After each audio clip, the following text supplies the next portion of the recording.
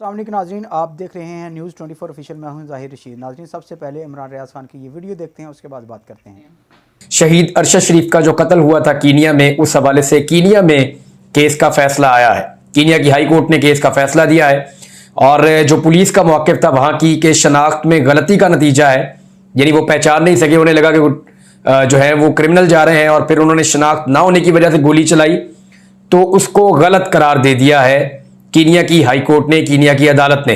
Police एहलकारों के खिलाफ कार्रवाई का हुक्म भी दे दिया गया है। कीनिया की आला अदालत ने पाकिस्तानी सहाफ़ी अरशद शरीफ की हलाकत के मामले पर उनकी अहलिया की जानिब से दायर करदा दरखास्त पर फैसला सुनाते हुए कीनिया की हुकूमत को इस वाक़े की जिम्मेदार पुलिस एहलकारों के खिलाफ कानून के मुताबिक कार्रवाई करने का हुक्म दिया है। याद रहे जो है वो पाकिस्तान में रहते हुए जवेरिया साहिबा ने यहाँ से केस किया था, जो अरशद शरीफ शहीद की अहलिया हैं, और उन्होंने यहाँ से केस करके बड़ी मेहनत की इस केस के अंदर। और कीनिया की हाई कोर्ट की जज जो हैं जस्टिस स्टेला, उन्होंने पाकिस्तानी सहाफ़ी पर कीनिया की पुलिस के एहलकारों की फायरिंग को इंसानी हुकूक की खिलाफ वर्जी और गैर कानूनी करार दे दिया। और यह भी कहा गया है इस फैसले में कि रियासत जो है कीनिया की, वो इसके ऊपर माफ़ी भी मांगे और माफ़ी मांगने के बाद जो है वो अरशद शरीफ के कत्ल की गहराई के साथ तहकीकात होना लाजिम है, यह भी कहा गया। और उन पर होने वाली फायरिंग के बारे में मालूमात की अदम फराहमी मालूमात के वसूल के हक की खिलाफ वर्जी है, यह भी कहा गया। और साथ एक बहुत बड़ा जुर्माना भी आयद किया गया जो उनकी फैमिली को, लवाहिकीन को जो है वो दिया जाएगा। लेकिन आप एक चीज पे गौर करें, यानी मैं कुछ फैक्ट्स आपके सामने रख देता हूं। यहां पे जो कीनिया की अदालत ने फैसला दिया है वो आपके सामने, उसके कुछ फैक्ट्स से मैंने आपके साथ शेयर कर दिए हैं। तो ये एक बहुत बड़ी कामयाबी है हम पाकिस्तानियों के लिए और पाकिस्तानी सहाफ़ियों के लिए। ताज़ा हवा का झोंका है, खासतौर पर जो अरशद शरीफ साहब की फैमिली है उनको थोड़ा रिलीफ मिलेगा कि पाकिस्तान में कीनियन पुलिस ने इस मौक़िफ़ को इतने जोरदार तरीके से नहीं उठाया कि ये हम पहचान नहीं सके और गोली चला दी, जितना इस मौक़िफ़ को यहां कुछ पाकिस्तान में लोगों ने उठाया था। यानी वो गले फाड़ फाड़ के कह रहे थे कि गलतफहमी में अरशद शरीफ वहां पे कीनिया में शहीद हो गए और ये कोई ऐसी चीज नहीं है, इसको बाकी चीजों के साथ ना जोड़ा जाए, उन्हें जानबूझकर कत्ल नहीं किया गया।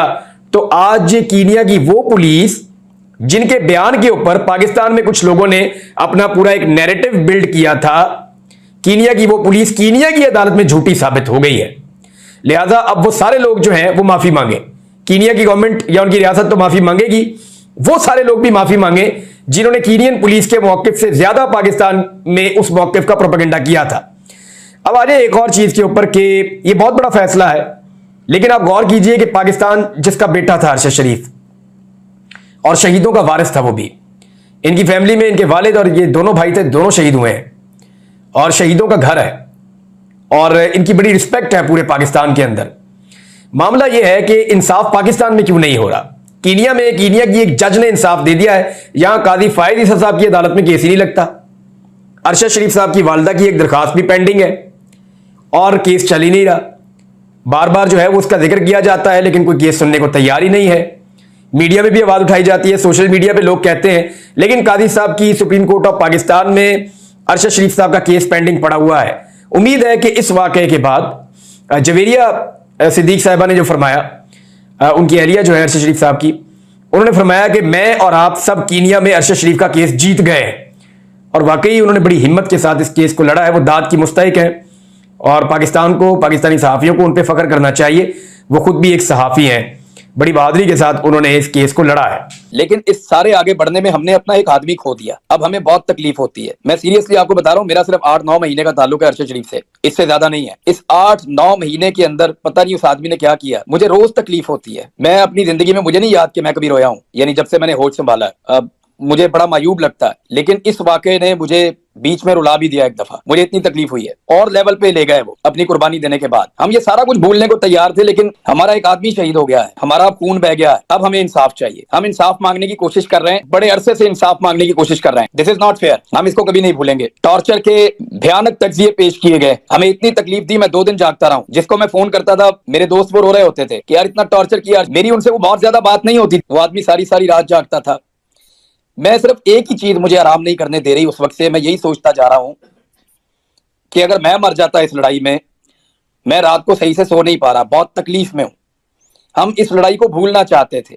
हमें लगता था कि 8-10 महीने में, 15 महीने में बुरे दिन टल जाएंगे, अच्छे दिन आ जाएंगे। रजीम चेंज ऑपरेशन रिवर्स हो जाएगा, हम भी सुरखरू हो जाएंगे और आइंदा पाकिस्तान में इस तरह के तजुर्बात करने से पहले ये लोग 10 मरतबा सोचेंगे। हमें तो इस लड़ाई का इख्तिताम ये लगता था, कोई जाती पर्सनल चीजें नहीं थी। अब ये ऐसे इतने आराम से खत्म होगा नहीं। अब या तो हमें भी मारो या फिर हमें इंसाफ दो। इंसाफ के लिए हम अदालतों के दरवाजे खटखटा रहे हैं। हमने उस अदालत का दरवाजा खटखटाया है जिसका दरवाजा अरशद भाई ने अपनी जिंदगी में खटखटाया था। उसको भी यकीन था उसको इंसाफ मिलेगा तो अदालत से मिलेगा। यहां बहुत ज्यादा दबाव है इदारों के ऊपर, स्पेशली पाकिस्तान की अदलिया को हमेशा दबाव में लेने की कोशिश की जाती रही है। यह इतना बड़ा वाकया है जिसने दुनिया के मीडिया को हिलाकर रख दिया है। यह इतना बड़ा वाकया है जिसने हमें पूरे पाकिस्तान को तकलीफ दी है। यह इतना बड़ा वाकया है, हकायक को तब्दील करने की कोशिश की जा रही है, केस का रुख बदलने की कोशिश की जा रही है। लेकिन मैं और मेरे साथी और वो खुद अभी आपको बताएंगे सब लोग, हम सारे गवाह हैं कि किसने हमें तंग किया था। हम सारे गवाह हैं कि किसने हम पे FIR करवाई थी। हम सारे गवाह हैं कि किसने हमें गालियां दी थी। हम सारे गवाह हैं कि किसने हमें धमकियां दी थी। हम सारे गवाह हैं कि किसने हमें हमारे ऊपर पाकिस्तान की जमीन तंग कर दी थी। हमें पता है, हम कभी नहीं बताना चाहते थे क्योंकि हम, लिहाजा अब हम बताएंगे। लेकिन कहां बताएंगे? क्या इस प्लेटफॉर्म के ऊपर नाम लेना शुरू कर दूं मैं? क्या मैं यहां बोलना शुरू हो जाऊं कौन था जो ये? जी हाँ नाज़रीन, तो बिल्कुल आज तक के लिए इतना ही। नई अपडेट के साथ आपकी खिदमत में फिर हाजिर होंगे। इसी के साथ हमें बेनवाज़ ज़ाहिर रशीद को इजाज़त दें। अल्लाह हाफिज़। पाकिस्तान जिंदाबाद।